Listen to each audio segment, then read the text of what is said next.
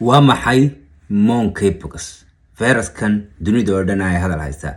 Ma aha corona cusub ama fayras cusub, se hore ayuu u jiray, haddase caalamka ayaa uu ku faafay. Bishii labaad ee sanadkan ayaa waxa uu ka soo muuqday wadamo ka baxsan qaaradda Afrika sida wadamada UK, USA, Israel iyo Singapore.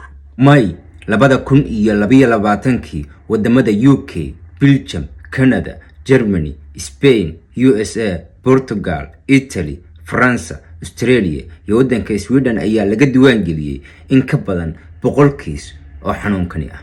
Haddaba su'aashu waxay tahay monkeypox ma noqon doonaa sidii coronavirus mid dunida bandow geliya?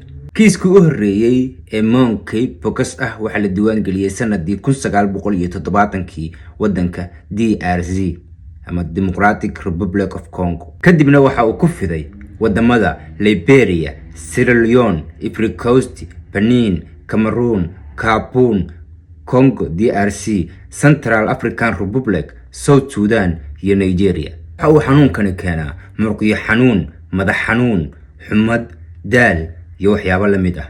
Ilaa ayaa hadda caalamka 92 kiis oo la xaqiijiyay iyo 28 kiis oo laga shakisan yahay ayaa la diiwaan geliyay. Wax dhimasho ana looma diiwaan gelin.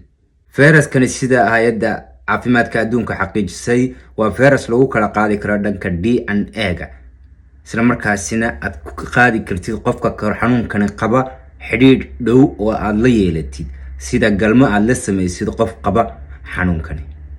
Monkeypoxku waxa uu soo shabahaa smallpoxka, kaasi oo saameyn badan caalamka ku yeeshay bilowgii qarnigii hore, waxaana talaalkii smallpoxku uu 85% ka hortagi karaa monkeypoxka. Waad mahadsantihiin.